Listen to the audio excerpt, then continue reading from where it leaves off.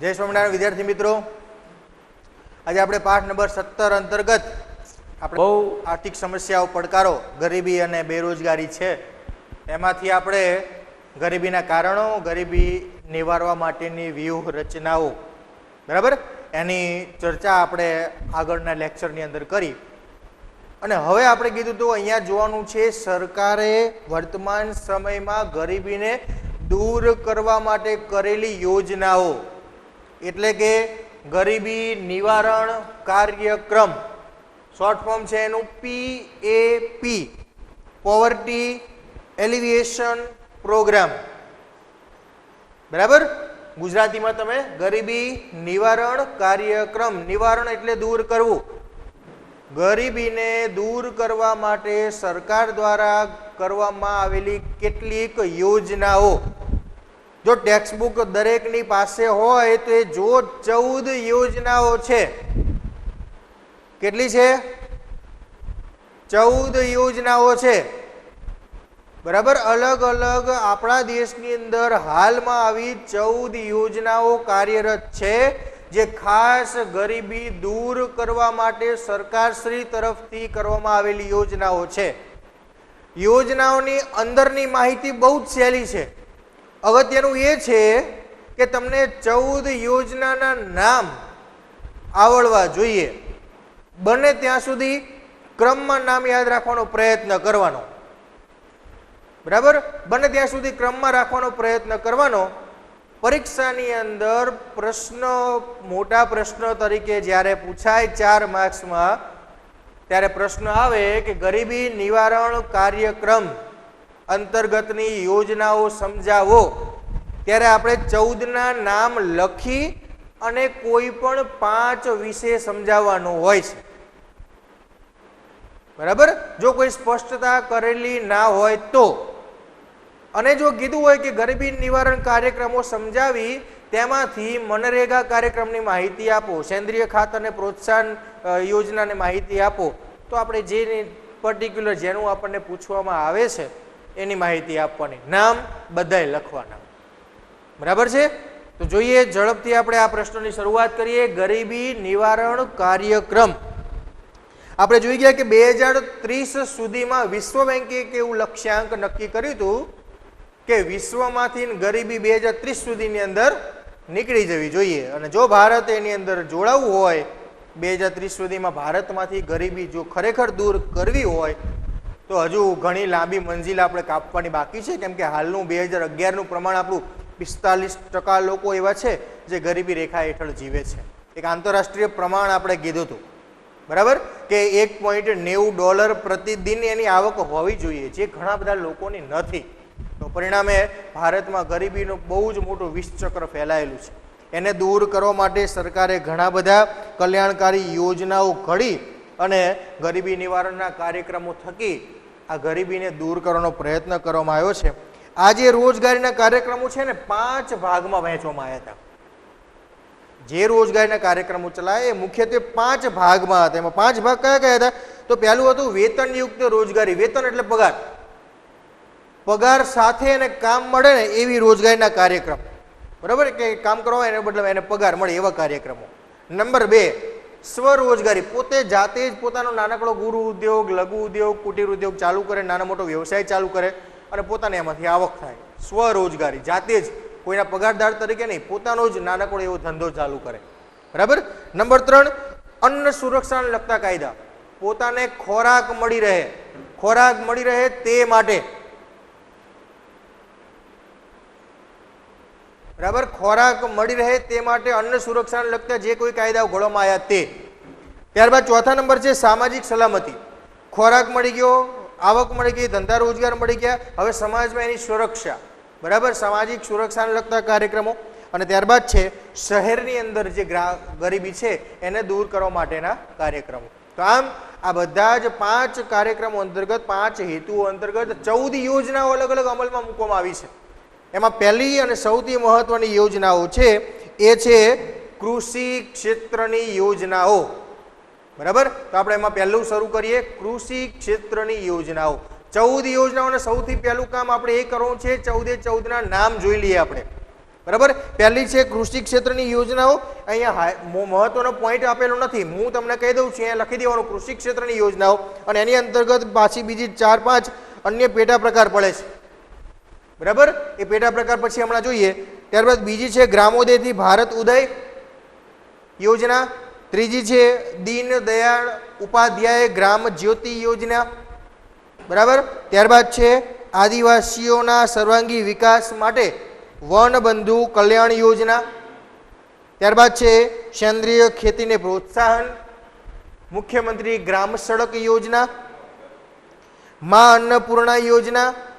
ત્યારબાદ છે સાંસદ આદર્શ ગ્રામ યોજના, અને આપણા દેશમાં સૌથી પ્રખ્યાત બનેલી યોજના એટલે મનરેગા યોજના. એ છે મહાત્મા ગાંધી રાષ્ટ્રીય ગ્રામીણ રોજગાર બાંહેધરી યોજના. ત્યારબાદ છે મિશન મંગલમ, દત્તોપંત ઠેંગણી કારીગર વ્યાજ સહાય યોજના. ત્યારબાદ છે જ્યોતિ ગ્રામોદ્યોગ વિકાસ યોજના, વાજપાઈ બેન્કેબલ યોજના, અને છેલ્લી છે એગ્રો બિઝનેસ પોલિસી વર્ષ 2016ની યોજનાઓ. તો આવી 14 અલગ અલગ યોજનાઓ દેશની અંદર ગરીબી નિવારવા માટે અમલમાં મૂકેલી છે.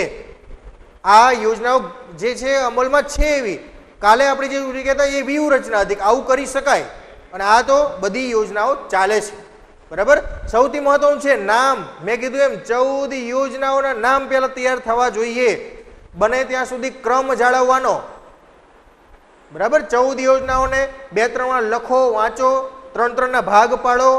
પહેલા 3 તૈયાર કરીએ, પછી 3 તૈયાર કરીએ, એટલે બહુ વ્યવસ્થિત રીતે 14 થઈ જશે. હા, થોડી મહેનત પડશે, લખવી પડશે 3-4 વાર, વાંચવી પડશે, તૈયાર થઈ જશે. પછી અંદર જે છે ને એ યોજનાઓની અંદર સમજાવવું બહુ જ સહેલું છે. હું અહીંયા સમજાવીશ એટલે તમે જાતે લખી શકશો મૌલિક.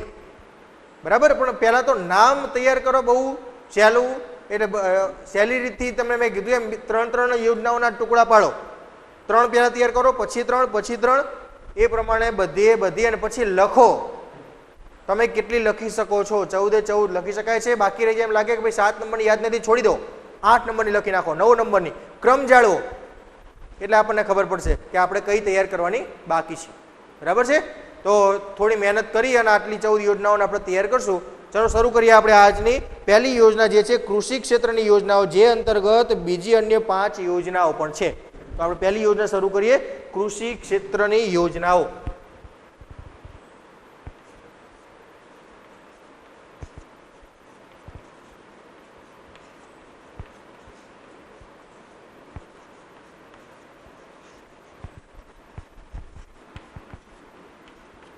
આ કૃષિ ક્ષેત્રની યોજનાઓ અંતર્ગત પાછા પેટા પ્રકાર પાડેલા છે, અને એ પેટા પ્રકારના નામ પણ આપણે લખીએ. પહેલું છે પ્રધાનમંત્રી કૃષિ સિંચાઈ યોજના. આ યોજનાઓ અંતર્ગત બીજા પેટા પ્રકાર પડે છે. એમાં એ છે પ્રધાનમંત્રી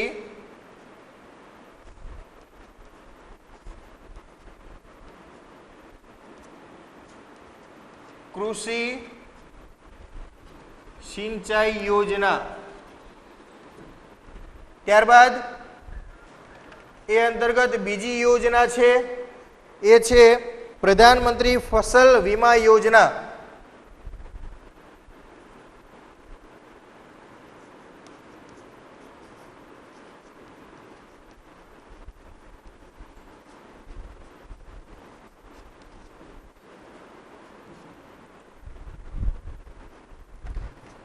ત્યારબાદ ત્રીજી છે એ છે રાષ્ટ્રીય પેયજળ કાર્યક્રમ.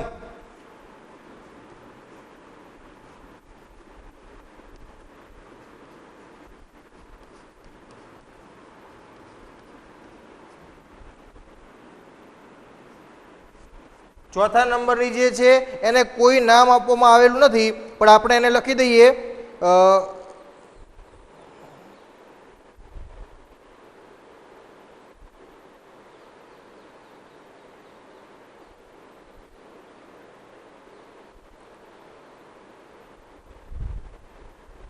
ગરીબ સ્વાવલંબન યોજના.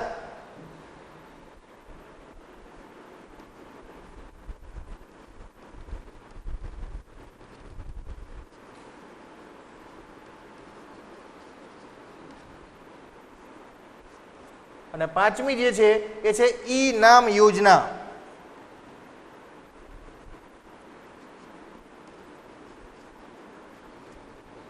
હવે આપણે આ 5 યોજનાઓ અંતર્ગત જે સુધારાઓ કરવામાં આવ્યા છે એ સુધારાઓને વારાફરતી સમજતા જઈએ. પહેલું જ છે પ્રધાનમંત્રી કૃષિ સિંચાઈ યોજના. નામ પરથી જ સમજી શકાય કૃષિ સિંચાઈ યોજના છે તો આની અંદરના સુધારાઓ બધા કેવા હશે તો કે કૃષિની સિંચાઈને લગતા સુધારાઓ હશે. આપણે આગળ જોઈ ગયા એ પ્રમાણે કે દેશની અંદર માત્ર 38% સિંચાઈની સુવિધા પૂરી થઈ છે, બાકીની 62% જમીનમાં હજુ વરસાદ આધારિત ખેતી થાય છે. બરાબર, તો કૃષિમાં સિંચાઈનું ક્ષેત્ર વધારવા માટે ખાસ કરીને કૃષિ સિંચાઈ યોજના પ્રધાનમંત્રી દેશના વડાપ્રધાન કક્ષાએથી શરૂ કરવામાં આવી, જેમાં ખેતીમાં વધારો થાય, કૃષિ સંલગ્ન અન્ય વિભાગો વિકસે, સિંચાઈની સગવડો વધે, સિંચાઈ હેઠળની જે જમીન છે એમાં વધારો થાય એટલે કે 38%થી પ્રમાણ વધે, દરેકને એક કરતાં વધુ પાક લેવાની સુવિધાઓનો લાભ મળે, ટપક સિંચાઈ પદ્ધતિનો વિકાસ કરવો જેથી ઓછા પાણીથી વધારે જમીનમાં સિંચાઈ પૂરી પાડી શકાય. બરાબર, આપણે જાણીએ છીએ ટપક સિંચાઈ પદ્ધતિ આપણે ક્યાંક ને ક્યાંક જોઈ છે, જે ઇઝરાયલની દેન છે, ઇઝરાયલની શોધ છે, તો એ ટપક સિંચાઈ પદ્ધતિનો વિકાસ કરવો. ત્યારબાદ છે દરેકને જળ સંકટને નાથવા માટે નાના મોટા ચેકડેમ, સિંચાઈની સુવિધા વધારવી તો ચેકડેમ બનાવવો પડે, નાના અથવા મોટા બંધ બાંધવા પડે, ખેત તલાવડીઓ બનાવવી પડે. તો એ અંતર્ગતના જે કંઈ પણ કાર્યક્રમો છે બધા જ કાર્યક્રમો કરી અને ખેડૂતોને સિંચાઈની સગવડ પૂરી પાડી, એની આવક વધારી અને એની ગરીબી ઘટાડવાનો પ્રયત્ન પ્રધાનમંત્રી કૃષિ સિંચાઈ યોજના અંતર્ગત કરવામાં આવે છે. બરાબર, ખબર પડી ગઈ આમાં શું લખવાનું છે? સિંચાઈ ક્ષેત્રની બધી જે સુવિધાઓ થઈ છે એ સુવિધાઓ આપણે આ પહેલા ભાગની અંદર લખવાની છે. પ્રધાનમંત્રી કૃષિ સિંચાઈ યોજના. બરાબર, તો કે સિંચાઈનું પ્રમાણ વધાર્યું, ખેત તલાવડી, ચેક ડેમ, મોટા ડેમ બંધ બાંધી અને સિંચાઈ હેઠળની જમીન વધે તેવું પ્રમાણ, ટપક સિંચાઈની સુવિધાની શરૂઆત કરવામાં આવી. બરાબર, જેમ બને તેમ દેશની મોટા ભાગની જમીને સિંચાઈ હેઠળ આવરી લેવાના પ્રયત્નો કરવામાં આવ્યા છે. એટલું આમાં લખવાનું, બહુ મોટો પ્રશ્ન છે એટલે બહુ ડિટેલમાં લખવાની આપણી જરૂરિયાત રહેશે નહીં. ત્યારબાદ છે પ્રધાનમંત્રી ફસલ વીમા યોજના. તો મિત્રો ઘણીવાર એવું થતું હતું કે પાક તો બહુ સારો ઉગ્યો હોય, જેમ આ વર્ષની જેમ કપાસનો પાક ઉગ્યો ત્યારે બહુ જબરજસ્ત, દરેકના કપાસના છોડ બહુ સારા હતા, આપણે જાણીએ છીએ. બરાબર, પણ પછી પાછળથી વરસાદ એટલો બધો પડ્યો કે કપાસનો પાકનો જે ફાલ હતો એ બધો ફાલ ખરી ગયો, ઘણાના કપાસના ખેતરોની અંદર પાણી ભરાઈ ગયું, પાક બળી ગયો, નિષ્ફળ ગયો, અથવા ઉત્પાદન જે 70-80% આવવાની ગણતરી હતી એના બદલે ઉત્પાદન 20-25% આવે એવું થઈ ગયું. તો આ જે છે ને એ જે પાકનો નિષ્ફળ જવાનું કારણ છે. તો કેમ કે જો સમજી લો કે ખેડૂતે જે ખર્ચ કરવાનો હતો, ખેડ કરવાની હતી, બિયારણ નાખવાનું હતું, એને જે મહેનત કરવાની હતી, પિયત કરવાનું હતું, નિંદામણ દૂર કરવાનું હતું, એ તો બધું કર્યું છે, એ બધું તો એ કરે જ છે, પણ જે ઉત્પાદન છે એ શૂન્ય થઈ જાય અથવા બહુ ઓછું થઈ જાય. મહેનત તો એની જાય જ છે, ખર્ચ તો જાય જ છે, પણ ઉત્પાદન આવતું નથી, એટલે ખેડૂતની પરિસ્થિતિ ખરાબ બની જાય છે. તો આવું જ્યારે સંકટ સર્જાય કે કુદરતી કારણોસર ખેડૂતનો પાક નિષ્ફળ જાય તો પાકનો વીમો ઉતરાવવાની યોજના છે આ ખાસ પ્રધાનમંત્રી ફસલ વીમા યોજના. બરાબર, જે બેંકોમાંથી પાક ધિરાણ લે છે ને એમાં વીમાના પૈસા આપોઆપ કપાઈ જાય છે અને કદાચ કોઈ કારણસર જેનો પાક નિષ્ફળ જાય તો કે ખેડૂતને એના ખાતરના, એના બિયારણના, એને જે ખેડ કરી છે એના સરકારશ્રી તરફથી કંઈક રાહત પેકેજ એને આપવામાં આવે છે. પૂરેપૂરું ક્યાં જેટલું ઉત્પાદન આવતું એટલું તો ન મળી શકે, પણ એને રાહત થાય એવી વીમા યોજના અંતર્ગત એને એટલી રકમ એને આપવામાં આવે છે જેથી ખેડૂતની પરિસ્થિતિ નવા પાક ઉગાડવા માટે સારી રહે. બરાબર, કેમ કે આ બહુ મહત્વની યોજના છે. આપણે ઘણા બધા વીમા યોજના કરી છે, વીમા ઉતારીએ છીએ બધાય. શા માટે? તો કે ઘરનો કદાચ કોઈ મોભી વડીલ કુટુંબનો એક જ વ્યક્તિ કમાનાર હોય ને એ જ મૃત્યુ પામે તો એનો જો વીમો ઉતરાયેલો હોય તો એ વીમાની રકમમાંથી કુટુંબનું ભરણ પોષણ થઈ શકે. તો બસ આ એ જ પ્રમાણે અહીંયા પ્રધાનમંત્રી ફસલ વીમા, પાકનો વીમો ઉતારવાની યોજના ચાલે છે. આપણે બધા ખેડૂતના દીકરાઓ છીએ, ક્યાંક ને ક્યાંક ખેતી સાથે સંપર્કમાં છીએ, એટલે દરેકને લગભગ આ યોજનાનો ખ્યાલ જ હોય અને એનાથી ઘણો એવો લાભ પણ જ્યારે પાક નિષ્ફળ થાય ત્યારે ખેડૂતને ઘણી મોટી રાહત પણ સરકારશ્રી તરફથી આપવામાં આવે છે. અને એ માટે એનું મૂલ્યાંકન કરવા માટે ક્ષતિ મુક્ત કૃષિ ભાવ પંચ બરાબર, એની પણ યોજના કરવામાં આવી છે. જે કામ શું કરે તો કે જ્યારે જ્યારે આવી પરિસ્થિતિનું નિર્માણ થાય ત્યારે સર્વે કરી કેટલું નુકસાન થયું છે એના આધારે ખેડૂતોનો જે માલ છે, કપાસ છે કે અન્ય જે ભાવ છે એ ભાવ કેટલો રાખવો એનું નિયંત્રણ કરવાનું કામકાજ આ ક્ષતિ મુક્ત ભાવ પંચ દ્વારા કરવામાં આવે છે. કપાસના ભાવ યોગ્ય ભાવે ખરીદી કરવી, ટેકાના ભાવ જાહેર કરવા, આ બધી કામગીરી પ્રધાનમંત્રી ફસલ વીમા યોજના અંતર્ગત કરવામાં આવે છે. ત્યારબાદ છે રાષ્ટ્રીય પેય જળ કાર્યક્રમ. પેય જળ એટલે પીવાનું પાણી. અહીંયા તો આપણે પીવાના પાણીની વાત કરી છે, પણ સાથે સાથે પેય જળ મતલબ બધું જ પાણી, સિંચાઈનું પાણી, પીવાનું પાણી, ઉદ્યોગો માટેનું પાણી, દરેક પ્રકારના પાણીની સુવિધાઓ, પાણીની જે ખોટ વર્તાઈ રહી છે, જે વિસ્તારની અંદર અછત વર્તાઈ રહી છે એને દૂર કરવા માટેની યોજના એટલે કે રાષ્ટ્રીય પેય જળ કાર્યક્રમ. શું કરવામાં આવે છે આ યોજના અંતર્ગત જોઈએ આપણે તો આ યોજના હેઠળ પ્રત્યેક ખેતરને પાણી પહોંચાડવાની એક યોજના છે. એના માટે હયાત જે કેનલ હોય આજુબાજુના વિસ્તારમાં, તો એ કેનલને સુધારવી, ક્યાંક લીક થઈ ગઈ હોય, તૂટી ગઈ હોય એનું સમારકામ કરવું, પહેલું પોઈન્ટ આ. નંબર 2, જમીન ધોવાણ અટકાવવા માટે વૃક્ષારોપણ કરવું. જ્યાં જ્યાં જમીનનું ધોવાણ વધુ પાણી વહેડાવતા હોય ચેકડેમ બનાવવા અને પાણીને સંગ્રહ કરી અને જમીનનું ધોવાણ અટકાવવું. અનુસૂચિત જનજાતિના ખેડૂતોને નવી ટ્યુબવેલ, નીચે જમીનમાં ભૂગર્ભમાંથી પાણી બહાર કાઢવા માટે ટ્યુબવેલની વ્યવસ્થાઓ કરી આપવી. વન રોપણ, નહેરની લાઇનિંગ બનાવવી. તળાવ જે છે એ ઊંડા ખોદકામ કરવા અને તળાવને ઊંડા બનાવવા. બેડજ ગામનું આપણે ઉદાહરણ જોયું હતું. તળાવને ઊંડું બનાવી અને ઘણું બધું પાણીનો સ્ટોર કરવામાં આવ્યો, તો તળાવોને ઊંડા બનાવવાની કામગીરી કરવી. વોટરશેડ વિકાસ, પાણીનો સંગ્રહ થઈ શકે એવા મોટા ભૂગર્ભ ટાંકાઓનો વિકાસ કરવો, ખાસ કરીને શહેરો માટે. ચેકડેમો, આજુબાજુની અંદર વૃક્ષારોપણ કરી નાના ફૂલ છોડ લગાવવા. આવી જે બધી કામગીરી છે એને અમલમાં મૂકી અને ગ્રામીણ ક્ષેત્રે આ બધી કામગીરી કરવા માટે સમજો કે કેનાલ બનાવવાની છે અથવા વૃક્ષારોપણનો કાર્યક્રમ કરવાનો છે, તો એના કારીગરો ક્યાંથી લાવવાના? જે ગામની આજુબાજુ કરવાનો એ જ ગામમાંથી એ મજૂરોને બોલાવવાના, કામ આપવાનું અને એ કામ બદલે એને આવક, એને પૈસા આપવાના. એટલે આ પ્રમાણે એની આર્થિક પરિસ્થિતિ તો સુધરે જ છે, સાથે સાથે એમની જે પીવાના પાણીની સમસ્યા છે, ઉદ્યોગોના પાણીની સમસ્યા છે, સિંચાઈના પાણીની સમસ્યા છે એ પણ દૂર કરી શકાય છે. તો આમ રાષ્ટ્રીય પેય જળ કાર્યક્રમ અંતર્ગત આ પ્રમાણેની કામગીરી કરી અને એક આર્થિક રૂપે મદદ કરી ખેડૂતોને એમની ગરીબ પરિસ્થિતિમાંથી બહાર લાવવાનો એક સરસ મજાનો પ્રયત્ન અહીંયા કરવામાં આવે છે. ત્યારબાદ છે ગરીબ સ્વાવલંબન યોજના. ગરીબો પોતે જાતે કામગીરી કરી નાના મોટા ઉદ્યોગો શરૂ કરી અને કામગીરી કરી શકે, બરાબર, નાનો મોટો વ્યવસાય શરૂ કરી શકે, ધંધો ચાલુ કરી શકે, વેચાણની પ્રવૃત્તિ ચાલુ કરી શકે, એટલે સરકારશ્રી તરફથી કરવામાં આવતી મદદ. બરાબર, તો એમાં ખાસ કરીને રાજ્ય સરકારે ખેતીલાયક યોજનાઓમાં ખરીફ અને રવિ જે પાક છે, જે શિયાળા અને ચોમાસા દરમિયાન લેવામાં આવે છે, એ પાક માટે નજીવા દરે, સાવ ઓછા દરે, કદાચ કોઈને ખેતરમાં વાવેતર કરવું છે પણ એની પાસે બિયારણના ખાતરના પૈસા નથી, તો બેંકમાંથી એ નજીવા દરે લોન લઈ અને કૃષિ પદ્ધતિ શરૂ કરી શકે છે. પશુઓ ખરીદવા માટે, પશુપાલન કરવા માટે પણ, એને કદાચ ગાય ભેંસ પાલતુ પશુ તરીકે રાખવા હોય તો એના માટે પણ બેંક લોનની વ્યવસ્થા પૂરી પાડે છે અને વ્યાજ દર સાવ નિમ્ન કક્ષાનો, ઓછી કક્ષાનો હોય છે.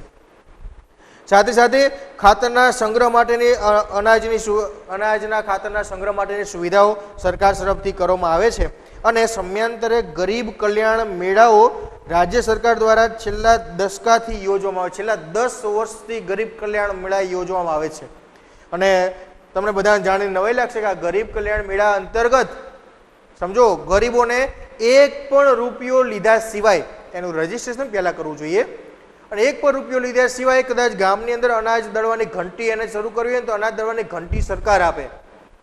આ સમજો, કદાચ કોઈને શાકભાજી વેચવાનું કામકાજ શરૂ કરવું હોય તો શાકભાજી વેચવા માટે એની લારી, શાકભાજીની વેચવાની લારી આવે એ, એના બાસ્કેટ, ટોપલા આવે તે, અને તડકો ન લાગે એટલે છત્રી આવે ને, છત્રી પણ આ ગરીબ કલ્યાણ મેળા અંતર્ગત એને વિના મૂલ્યે પૂરી પાડવામાં આવે, જેથી કરીને એ પોતાનો નાનો મોટો વ્યવસાય કરીને આવક મેળવી શકે. આ ઉપરાંત બહેનોએ જો રજીસ્ટ્રેશન કરાવ્યું હોય તો સીવવાના સંચા, સિલાઈ મશીનો આપણે જે કહીએ છીએ, એ ઘરે બેઠા બેઠા પોતે નાનું મોટું સીવણ કામકાજ કરી અને પોતાની આવક મેળવી અને કુટુંબમાં એક ટેકો, આવકનો એક ટેકો જાહેર કરી શકે. તો આવી ગરીબ કલ્યાણ મેળા અંતર્ગત આ બધી વસ્તુ એને વિના મૂલ્યે પૂરી પાડવામાં આવે છે. એકદમ મફત, તદ્દન મફત, ફ્રીમાં. પણ એના માટે એનું રજીસ્ટ્રેશન ગરીબ કલ્યાણ મેળામાં જઈ અને એનું રજીસ્ટ્રેશન કરાવવાનું હોય છે. જે વ્યક્તિની આવક બહુ ઓછી છે એવા વ્યક્તિઓને સરકાર આવી રીતે મદદ પણ પૂરી પાડે છે. તો ગરીબ સ્વાવલંબન યોજના એટલે ગરીબો જાતે પોતાનું કામકાજ કરી શકે એવી યોજના.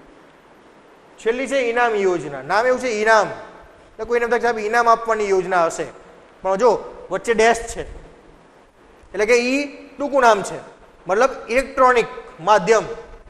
વર્તમાન સમય આધુનિક સમય છે, બરાબર, અને આધુનિક સમયમાં આપણે જોઈએ છીએ ઘણી બધી વસ્તુઓ ઓનલાઈન લે વેચ થાય છે, બરાબર, આપણે ઘર સુધી પહોંચે છે. તો એ ઇલેક્ટ્રોનિક માધ્યમ એટલે કે ઓનલાઈન ખરીદ વેચાણ માટે ખેડૂતોને પણ સુવિધાઓ પૂરી પાડવામાં આવી. ખેડૂતો પણ પોતાનો પાક ઓનલાઈન વેચી શકે, બરાબર, ઓનલાઈન પોતાના અનાજની હરાજી કરાવી શકે. હરાજી આપણે જાણીએ છીએ કે વેપારીઓ પોતાનો માલ જોઈ અને ભાવ બોલતા હોય છે, છેલ્લો જે ઉપરનો ભાવ હોય એ એટલા ભાવે જે તે ખેડૂતે જે વસ્તુ છે, જે અનાજ લાવ્યો છે, કપાસ લાવ્યો છે, જે કંઈ પણ લાવ્યો છે, મગફળી છે, એ એટલા ભાવે એ વસ્તુ વેચાય છે, બરાબર. તો એવી ઓનલાઈન હરાજી થાય. ખેડૂતે પોતાના પાકના ફોટા પાડી અને એને સાઇટ પર અપલોડ કરવાના હોય. વેપારીઓ પોતાના જે તે દેશના અલગ અલગ સ્થળે એની હરાજી બોલે અને જેને યોગ્ય લાગે, ખેડૂતને જે વેપારીનો ભાવ યોગ્ય લાગે એ વેપારીને કોન્ટેક્ટ કરી કેટલો માલ છે, કેવો માલ છે, બધું અહીંયા રજીસ્ટ્રેશન કરાવી દે અને એ વેપારી પોતાની ગાડી મોકલીને માલ ભરી જાય, પૈસા આપી જાય. ઓનલાઈન ખેડૂતે માલને ક્યાંય લઈ જવાની પણ જરૂર પડતી નથી. તો આવી રજીસ્ટ્રેશનની પ્રક્રિયાઓ ઓનલાઈન ઉત્પાદનોને સૂચિબદ્ધ કરાવી શકે અને કોઈ પણ જગ્યાએથી વેપારીઓ એની બોલી લગાવે, હરાજી કરે, ત્યારે જેથી શું થાય કે આપણે માર્કેટ યાર્ડમાં જઈએ, માર્કેટ યાર્ડમાં આપણા માલનો જે ભાવ આવ્યો હોય ને, જે દુકાને માલ ઉતાર્યો હોય એ દુકાનવાળાનો પાછો 2-5% કમિશન હોય એમાં. તો આપણને કદાચ 100 રૂપિયા ભાવ મળ્યો તો 2-5% ઓછો થાય. એવું ન થાય, વચેટિયા દલાલનો જે નફો છે એ નફો સીધો ખેડૂતને મળે, એવી એક આ યોજના કરવામાં આવી, જેથી ખેડૂતને આ યોજનાના લાભ થકી એમને આર્થિક વળતર વધુ મળે, આવક વધે અને ગરીબી ઘટાડી શકાય. આમ કૃષિ ક્ષેત્ર અંતર્ગત ભારતની અંદર સરકારે ખેડૂતની પરિસ્થિતિ સુધારવા માટે આટલી બધી મહત્વની યોજનાઓ અમલમાં મૂકેલી છે. 5 યોજનાઓ આપણે જોઈ, બરાબર. ક્રમશઃ આપણે 5 યોજનાઓ અંતર્ગત ટૂંકમાં માહિતી લખવાની હોય છે, એટલે આ બધી માહિતી આપણે અહીંયા આ 5 અંતર્ગત 3-4 લીટીઓમાં આપણે સમજાવી શકીએ. નામ મહત્વના છે, નામ યાદ રહેશે, તમે અંદરની માહિતી બહુ સરળતાથી સમજાવી શકો છો, બરાબર છે. ચલો નેક્સ્ટ બીજી યોજના જોઈએ મહત્વની યોજના તરીકે, એ છે ગ્રામોદયથી ભારત ઉદય.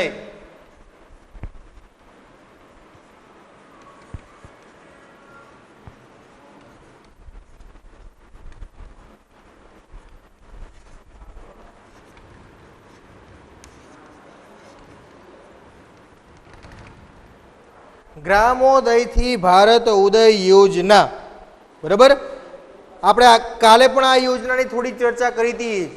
11 પંચવર્ષીય યોજનાઓ અમલમાં મૂક્યા પછી પણ દેશની આવકમાં જ્યારે સારો એવો દેશના વિકાસમાં વધારો ન થયો, ત્યારે સરકારને સમજાયું કે આપણી પંચવર્ષીય યોજનાઓ માત્ર શહેરો પૂરતી મર્યાદિત રહી ગઈ, ઉદ્યોગો પૂરતી મર્યાદિત રહી ગઈ, ગામડાઓનો વિકાસ થયો નહીં. એટલે ગરીબી હટાવોના જોરદાર સૂત્ર સાથે આ યોજનાનો અમલ કરવામાં આવ્યો. ગ્રામોદયથી ભારત ઉદય એટલે કે ગામડાના ઉદયથી ભારતનો ઉદય, ભારતનો વિકાસ કરવો પડશે.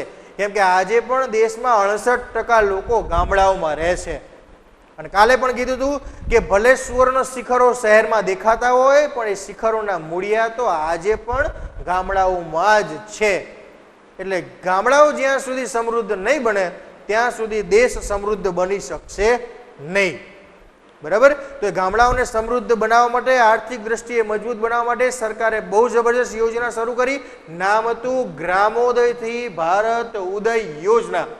આ યોજના અંતર્ગત ગામડાઓની અંદર એટલી બધી યોજનાઓ, ગામડાઓમાં જ જે વસ્તુઓની જરૂરિયાત ખૂટતી હતી એવી યોજનાઓ અમલમાં મૂકી અને ગામડાઓને સમૃદ્ધ બનાવવાનું કામકાજ કરવામાં આવ્યું.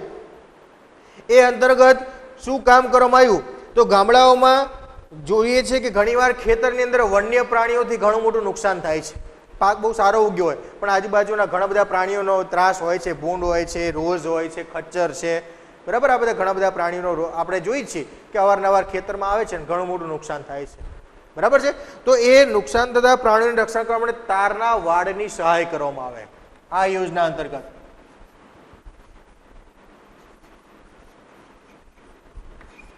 જોઈએ કઈ કઈ સહાય મળે છે. પશુઓથી રક્ષણ કરવા તારના વાડની સહાય.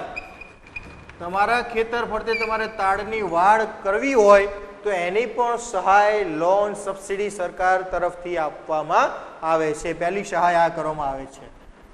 ત્યારબાદ છે અછત કે દુષ્કાળના સમયે ઘાસ ઉત્પાદન અને પશુ શેલ્ટર બાંધવા માટેની સહાય. પશુઓને બાંધવા માટેના શેડ કે તબેલા જેને કહીએ છીએ આપણે, તબેલા બાંધવા હોય તો એની પણ સહાય મળે. તો પશુ શેલ્ટર બાંધવાની સહાય. શેલ્ટર એટલે શેડ.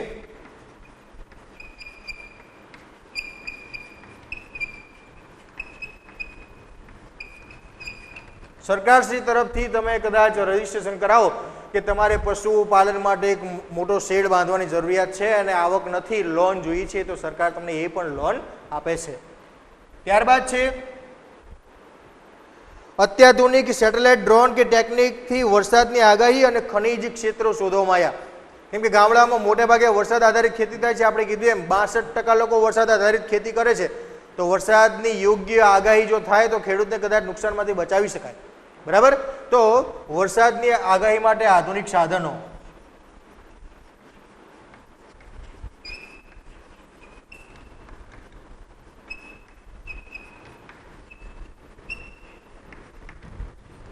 આધુનિક સિસ્ટમ દ્વારા વરસાદની આગાહી કરે છે જેથી કદાચ ખેડૂતોને વરસાદથી થતા નુકસાનમાંથી બચાવી શકાય. ત્યારબાદ છે જમીનના રેકોર્ડ કરવા, સર્વે કરી અને જમીનના બધા રેકોર્ડ સાચવવા અને યાંત્રિકીકરણ કરી ટ્રેક્ટર અને મિની ટ્રેક્ટર યાંત્રિકીકરણ શરૂ કર્યું. ખેતીમાં યાંત્રિકીકરણ કરી સાધનો ખરીદવા માટે સસ્તી લોન.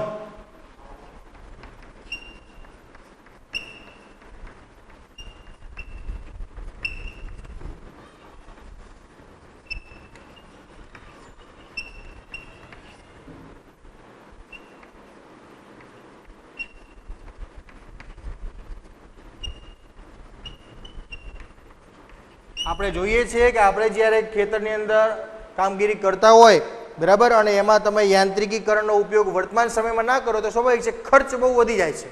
એ ખર્ચ ઘટાડવા માટે યંત્રોને કામે લગાડવા પડે છે અને યંત્રો ખરીદવા માટે ટ્રેક્ટર હોય, મિની ટ્રેક્ટર હોય કે અન્ય થ્રેશર હોય, કાપણી માટેના યંત્રો હોય, જે કંઈ ખરીદી જો કદાચ ખેડૂતને કરવી હોય તો એના માટે સરકાર લોન અને સબસિડી બે બહુ મહત્વનું છે. લોન કોને કહેવાય અને સબસિડી કોને કહેવાય, બરાબર, બંને સરકાર બંને પૂરું પાડે છે.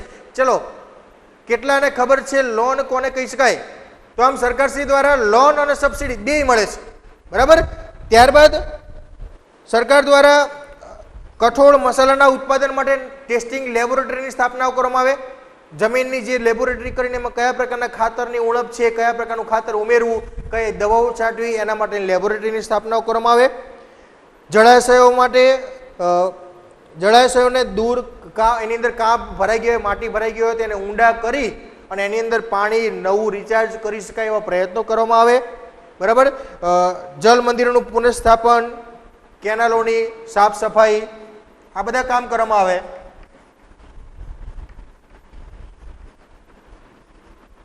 કેનાલની સફાઈ, ચેકડેમ, જળાશય ઊંડા કરવા, લેબોરેટરીની સ્થાપના,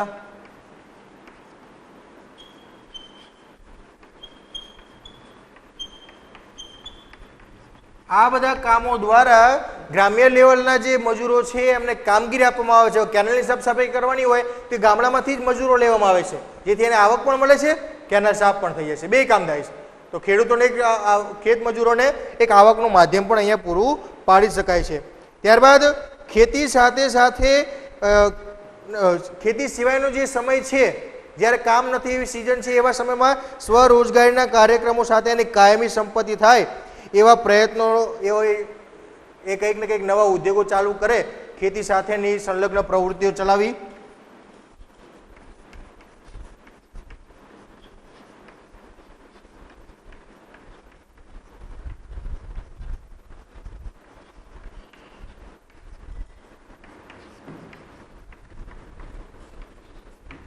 અને આ બધી જ પ્રવૃત્તિઓ દ્વારા, જેમાં કદાચ ખેતી સાથે સાથે પશુપાલન હોઈ શકે, ડેરી ઉદ્યોગ હોઈ શકે, મરઘા અને બતક ઉછેર કેન્દ્રો બનાવી શકાય, મધમાખી ઉછેર કેન્દ્ર બનાવી શકાય, ખેતર જંગલના વિસ્તારમાં ખેતી જો કરતા હોય નાના મોટા વિસ્તારમાં, તો સાથે સાથે ખેતી સિવાયના સમયની અંદર જંગલોમાં મળતી જે પેદાશો છે, મધ, ગુંદર, લાખ, રાખ, ફળો, લાકડું, આ બધું એકઠું કરીને વેચી શકાય, એના નમૂનાઓ, હસ્તકલાના નમૂનાઓ બનાવી શકાય. આવી બધી પ્રવૃત્તિઓ દ્વારા એને આજીવિકા પૂરી પાડી આર્થિક પરિસ્થિતિ સુધારી અને ગરીબી દૂર કરવાનો પ્રયત્ન સરકાર દ્વારા આવે છે. તો આ બધી યોજનાઓ છે ગામડાઓના ક્ષેત્રની અંદર સરકાર દ્વારા અમલમાં મૂકવામાં આવી, જેના દ્વારા ગ્રામોદય કરી અને ભારતનો ઉદય કરવાની એક બહુ જબરજસ્ત યોજના ગ્રામીણ ક્ષેત્રે અમલમાં મૂકવામાં આવી. 14 યોજનાઓમાંની નેક્સ્ટ ત્રીજા નંબરની આગળની મહત્વની યોજના છે આપણી દીનદયાળ ઉપાધ્યાય ગ્રામ જ્યોતિ યોજના. બરાબર, આ યોજના અંતર્ગત શું કરવામાં આવે છે? તો આ વીજળી ક્ષેત્રને લગતી યોજનાઓ છે. કેમ કે વર્તમાન સમયની અંદર જો ઉદ્યોગોનું પ્રમાણ કે નવી આજીવિકા માટેની કંઈ પણ કામગીરી, નવા લઘુ ઉદ્યોગ, ગૃહ ઉદ્યોગ જો ગામડાઓમાં શરૂ કરાવવા હોય તો આપણે જાણીએ છીએ બહુ જૂના સમયથી ગામડાઓમાં વીજળીની બહુ મોટી સમસ્યાઓ હતી. ક્યારેક લાઇટો આવે, ક્યારેક ન આવે. તો ગામડાઓમાં 24 કલાક વીજળી પૂરી પાડવા માટેની આ યોજનાઓ છે. બરાબર, એ છે દીનદયાળ ઉપાધ્યાય ગ્રામ જ્યોતિ યોજના. કદાચ તમારા ગામની બહાર આનું બોર્ડ પણ મારેલું હશે, ગ્રામ જ્યોતિ યોજનાનું. બરાબર, તો આ ગ્રામ જ્યોતિ યોજના અંતર્ગત શું કરવામાં આવે છે? તો ગામડાઓમાં આ યોજના અંતર્ગત ગામડામાં 24/7 24x7, અહીંયા ગુણાકાર નથી કરવાનો, આપણે જવાબ લખી દઈએ. 24/7 નો મતલબ છે અઠવાડિયું, સાથે 7 દિવસ અને 24 કલાક જે યોજના સતત ગમે ત્યારે કામમાં અમલમાં મૂકવામાં આવેલી હોય, લાભ મળતો હોય, એના માટે આ 24/7 સિમ્બોલ વપરાય છે, જે આખા વર્ષમાં ગમે ત્યારે એનો ઉપયોગ કરી શકાતો હોય. બરાબર, એવી લાભ માટે આ યોજના સિમ્બોલ છે.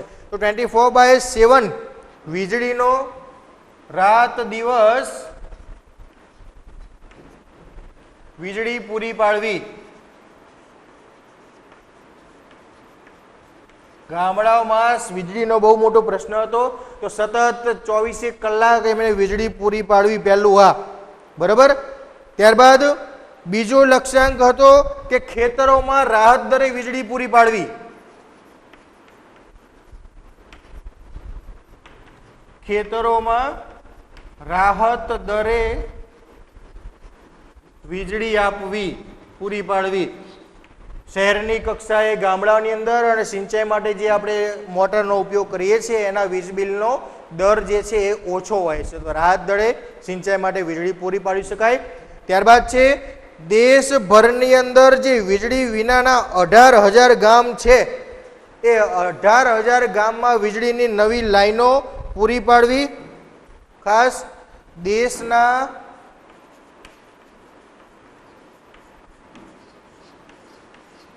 18,000 ગામડામાં વીજળી પહોંચાડવી. એના માટે નવી લાઈનો નાખવી, ડિવિઝન, સબ ડિવિઝન જે કંઈ ઊભું કરવું પડે છે એ સ્થાપવા, અને સરકારે ગમે તે પ્રયત્નો કરીને આ 18,000 ગામડાઓમાં વીજળી પહોંચાડવી. બરાબર, ત્યારબાદ છે વીજળી ક્ષેત્રના સાધનોની ખરીદી માટે લોન અને સબસિડી આપવી.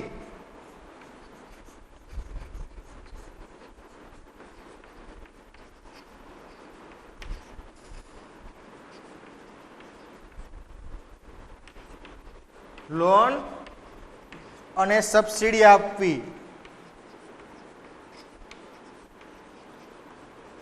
વીજળીના કોઈ પણ સાધનો, કદાચ તમે સોલર પ્લાન્ટ જો તમારા ગામની અંદર લગાવો છો, સોલર સબમર્સિબલ પંપ આવે છે એ લગાવો છો, તો સરકાર લોન પણ આપે છે એના માટે અને સબસિડી પણ આપે છે, જેથી કરીને ખેડૂત એની પાસે આર્થિક પરિસ્થિતિ સારી ન હોય તો પણ પોતાના ખેતરની અંદર, પોતાના ઘરની અંદર 24 કલાક વીજળી માટેની સુવિધા ઊભી કરી શકે. સૌર ઉર્જા દ્વારા વીજળી મેળવવા માટે સરકાર સોલર ટેકનિક સાધનો માટે પણ સબસિડી પૂરી પાડે છે. તો આ બધી યોજનાઓ કરી અને આ બધી સુવિધાઓ આપી અને ગામડાઓની અંદર 24 કલાક વીજળીની સુવિધાઓ દીનદયાળ ઉપાધ્યાય ગ્રામ જ્યોતિ યોજના અંતર્ગત પૂરી પાડવામાં આવે છે. ત્યારબાદ ચોથી મહત્વની યોજના છે આદિવાસીઓના સર્વાંગી વિકાસ માટે વન બંધુ કલ્યાણ યોજના. ચોથી યોજના છે વન બંધુ કલ્યાણ યોજના. હું અહીંયા ટૂંકમાં નામ લખું છું યોજનાનું. આ યોજના ખાસ કોના માટે છે? તો આદિવાસી લોકો જે જંગલ વિસ્તારમાં, પછાત વિસ્તારમાં રહે છે એમના માટેની યોજના છે. એ અંતર્ગત આદિવાસી મહિલાઓને પશુપાલન માટે સંકલિત ડેરી વિકાસ યોજના, કદાચ કોઈના પાઠ્યપુસ્તકમાં આવું પણ લખેલું હશે. આ યોજના અંતર્ગત જ સંકલિત ડેરી વિકાસ યોજના પણ ચાલે છે. મહિલાને પશુપાલન માટે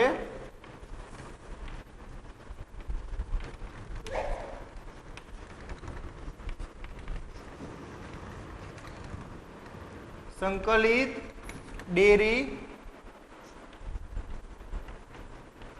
વિકાસ યોજના. બરાબર, પશુપાલન કરવું હોય આદિવાસી મહિલાઓને તેના માટે સંકલિત ડેરી વિકાસ યોજના અંતર્ગત એમણે બાગાયતી ખેતીનો વિકાસ, બરાબર, આ યોજના અંતર્ગત બાગાયતી ખેતીનો વિકાસ કરી શકાય. કેમ કે જેઓ જંગલ વિસ્તારમાં રહેતા હોય છે ત્યાં ખેતરના કદ બહુ નાના હોય છે, તો ત્યાં બાગાયતી પાક કરીને સારી આવક મેળવી શકાય. બાગાયતી ખેતી અને વેલાવાળા પાક,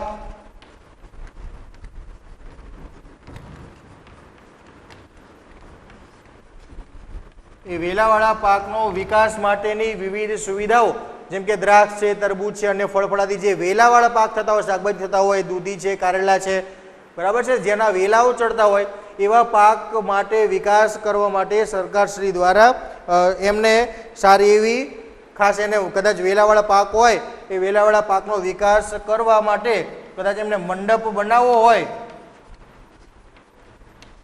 મંડપ માટે સહાય આપવામાં આવે. ખાસ કરીને વેલાવાળા પાક તો આપણે બીજા તો મંડપ નહીં જોયા હોય, પણ મહારાષ્ટ્રમાં જો જોઈએ તો દ્રાક્ષનો ખાસ પાક કરવામાં આવે છે. એ દ્રાક્ષનો પાક, દ્રાક્ષનું ફળ નીચે માટીને અડે તો કદાચ ખરાબ થઈ જાય, તો એને એક વેલા તાર બનાવીને ઉપર જવા માંડવો બનાવવો પડે, જેને મંડપ કહી છે.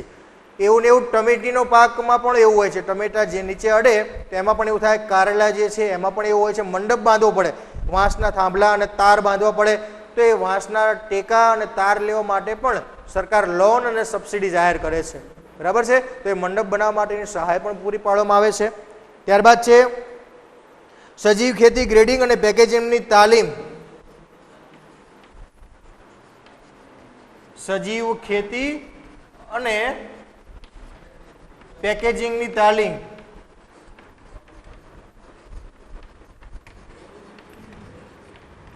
કેમ કે આ જે પાક એવા હોય છે કે જે મોટે ભાગે ખાદ્ય પાકો છે, શાકભાજીના કે ફળફળાદીના ખાદ્ય પાકો છે, તો એ મોટે ભાગે સજીવ ખેતી એટલે કે કુદરતી ખેતી દ્વારા થાય, રાસાયણિક ખાતરો વગરના થાય. એના માટેની એમને તાલીમ આપવામાં આવે છે. કયા કયા સજીવ ખેતી કઈ રીતે કરવી, કેવા એની અંદર ફર્ટિલાઇઝર વાપરવા, કઈ રીતે સજીવ છાણિયું ખાતર કે અન્ય કોઈ પેસ્ટિલાઇઝ વાપરવા, એની સલાહ આપવામાં આવે છે. સલાહ બાદ ફળો, શાકભાજી છે એને કઈ રીતે પેકિંગ કરી અને શહેરો સુધી પહોંચાડવા, એની પણ અહીંયા એમને તાલીમ આપવામાં આવે છે, જેથી કરીને એમની સારી આવક મળી શકે, સારા ભાવ મળી શકે. ત્યારબાદ આવી આદિવાસી મહિલાઓ છે એમના છોકરાઓ છોકરીઓ શિક્ષણ મેળવવા માટે સમરસ છાત્રાલયો અને સ્માર્ટ આશ્રમ શાળાઓ સ્થાપવી. સમરસ છાત્રાલય અને સ્માર્ટ આશ્રમ શાળાઓ સ્થાપવી, જેથી કરીને એ આદિવાસી વન વિસ્તારના જે બાળકો છે એ સારું શિક્ષણ મેળવી અને આગળ વિકાસ કરી અને પોતે સારી એવી આર્થિક પ્રવૃત્તિમાં જોડાઈ શકે. તો આમ આ બધી પ્રવૃત્તિઓ દ્વારા ગ્રામીણ ક્ષેત્રની અંદર ને ખાસ કરીને આ યોજના છે વન બંધુ કલ્યાણ યોજના, એ આદિવાસીઓના વિકાસ માટે, એમના સર્વાંગી વિકાસ કરવા માટે, જે પછાત વિસ્તારમાં, ડુંગરાળ વિસ્તારમાં જે આદિવાસી લોકો રહે છે એમના માટેની આ ખાસ યોજનાઓ છે. ત્યારબાદ આપણે અહીંયા આટલા સુધી રાખીશું.